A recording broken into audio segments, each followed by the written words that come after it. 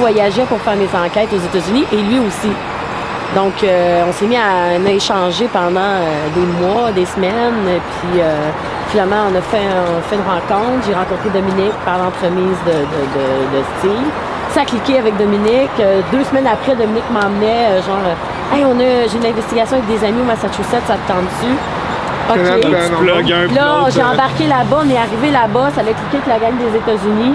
Finalement, on s'est réveillé un matin qu'on venait de se faire un team Canada-US, puis on venait de partir. Y a-t-il un nom, ce team-là? C'est Can-Am Paranormal aux États-Unis. Quand on fait le meeting avec les 3 Américains, si on veut, donc c'est Can-Am, mais nous, nos 3, c'est Off the Beaten Path Paranormal. Ouais.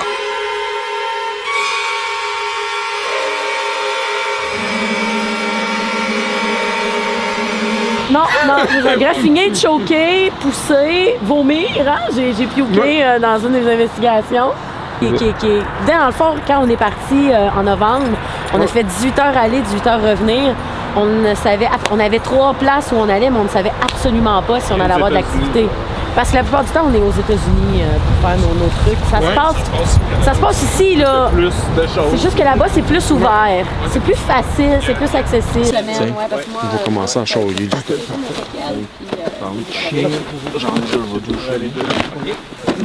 Ouais. C'est du linge, mais c'était plus si on allait au cimetière, parce qu'en dedans, je me vois pas avec mes grosses bottes. On va commencer de même, de toute façon, le char est pas bien loin. Donc, on est à Saint-Clotilde de Horton. C'est un asile abandonné qui est relativement maintenant assez connu, mais c'est une place que, étrangement, moi, j'étais venue à quelques reprises avant de connaître les 2 membres de mon équipe. Et eux aussi venaient super souvent, donc... des équipes de paranormal au Québec ont commencé ici un peu. Alors, qu'est-ce qui attirait le monde? En fait, en gros, ça a appartenu à des communautés religieuses, à des frères. Et puis, dans les années 58, à Noël 58, il y a eu un gros incendie. Et puis, il y avait évidemment des jeunes... La légende dit qu'il y aurait 3 jeunes qui seraient décédés dans cet incendie-là parce que ça appartenait à des frères avec... un peu comme un couvent, là, dans le fond. Et puis, il n'y a pas de preuves, par contre. Toutes les recherches, la plupart des équipes du Québec que j'ai parlé et où qu'on s'est échangé des informations, personne n'a réussi à trouver de preuves qu'il y avait vraiment eu 3 décès à ce moment-là. Sauf que je le sais que nous, ça nous arrivait aussi. On a eu des communications, si on veut, avec une petite fille, entre autres, et tout ça. Donc, ça peut venir d'avant, carrément, là, avant parce que c'était une ferme ici, avant les années 50. Ensuite, ça a été racheté par une autre communauté religieuse qui en ont fait vraiment, là, à ce moment-là, un asile. La légende dit évidemment que c'est ici qu'il y a eu pas mal de tests d'électrochoc, des choses pas très... Lobotomie. Oui, exactement, pas très... catholique, hein, si on veut faire un mauvais jeu de mots. Et puis, il y a eu un autre événement qui est arrivé en 68 ou 69, donc, en 68 ou 69, ça a changé de propriétaire. Et en 88, a eu le 2e gros incendie, que là, c'est quand même plus récent. C'était encore un asile à ce moment-là? C'était un asile à ce moment-là. Il y a 9 personnes qui ont péri.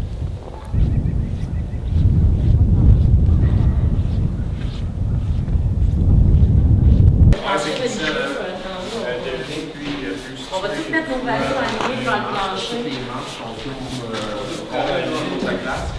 Dans le noir, c'est en avec ton écran. Ah ouais. Moi, je l'ai vu partir. Ça, je lui disais, c'est le chien aussi.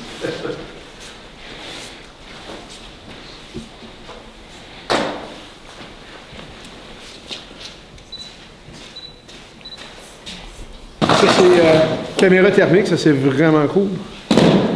Comme on voit dans les shows, tout ça, c'est que là, on peut voir des empreintes, on peut voir, mettons, s'il y aurait un... Ouais. C'est vraiment, vraiment cool. Ça, vous procurez ça où? Regarde, tu vois. Ça, sur un site d'équipement paranormal, ici, Canadian Ghost Hunter Supply. Ok, ouais. Fait que là, tu prends des photos dans le fond. Puis ici, mettons, tu vois le mur, que là, c'est dégueulasse mettre notre main là. Mais, regarde, tu vois. Excuse. Oh. Ok, ouais. Un petit peu. Tu les empreintes? Il a mis sa main au bout. Ah ouais, c'est ça. Tu vois, là, je suis proche de toi, là, t'es à 22 degrés. Ok.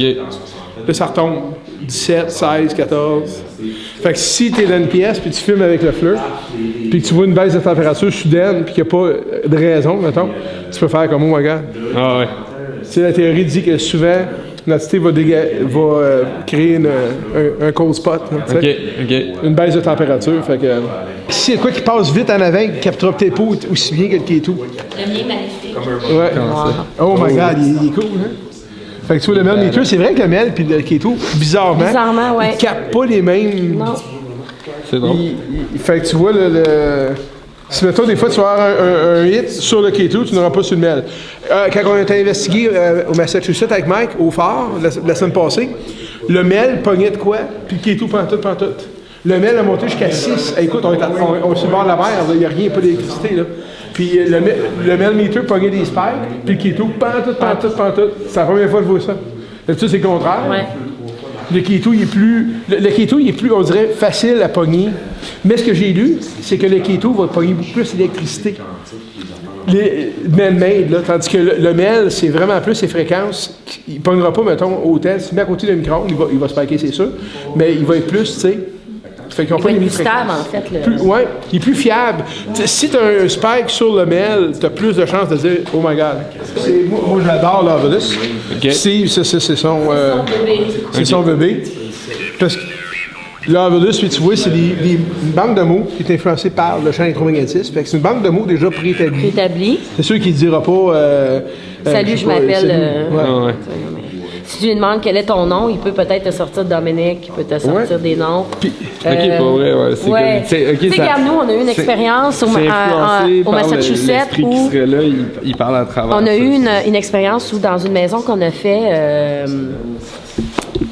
aux États-Unis, moi et Dominique, on est dans un sous-sol. Et il y a dans l'histoire, une des propriétaires de la maison a découvert des ossements dans sa maison. Je viens de dire mommy à part ça. Mommy, bon, ben tu vois. Puis la personne, elle a découvert des ossements, puis elle les a donnés à les gens concernés pour savoir est-ce que c'était des ossements humains ou tout. Et nous, quand on est au sous-sol, on utilise le Arvelus et on pose comme question, moi et Dominique, spontanément, est-ce que c'était des ossements humains ou des ossements animaux? Et le mot qui sort est human. Le premier mot. Ah ouais. Tu sais, c'était le deuxième, devil et demon qu'on a eu après. OK. Donc, c'est un peu étrange parce que quand on l'a calibré, on avait tomato, on avait genre des niaiseries. Observe. OK, so, on est peut-être observé des gens en ce moment parce que on leur demande d'utiliser les champs magnétiques pour nous parler. OK, observe. OK, puis ça l'écrit en plus. Ça l'écrit, oui, parce que souvent les mots sont pas clairs. Ah ouais. Ce qui a été de nouveau racheté. Ça, c'est vraiment cool. Aussi, ça, c'est un RAM pod. OK. Un RAM pod, ça, c'est... dans le fond, c'est un peu comme un K2. Tu le mets à terre, puis là, il crée un champ électromagnétique en entour de l'antenne. Si tu t'approches... OK. Fait que c'est au lieu du K2 de dire approche-toi de toi. Tu sais, des fois, si l'entité, elle a comme peur, elle n'est pas à l'aise de s'approcher de toi. Si elle passe à côté de ça. C'est plus facile de dire, regarde, tu te recules, tu te dis, regarde, approche-toi de la machine, c'est beau, c'est ça la Ça, c'est le Ouija 2.0. Donc, c'est pour nous. Pour nous, c'est vraiment, on va se le dire, c'est vraiment l'appareil qui fonctionne vraiment super bien pour notre équipe. Oui, pour notre équipe. Moi, j'ai une facilité, je sais pas pourquoi. Avec ça, à Salem, au Massachusetts, la semaine passée, dans le fond, c'est tout simplement, ça rouvre, mettons comme là, il va être sur le AM. Moi, j'aime mieux AM.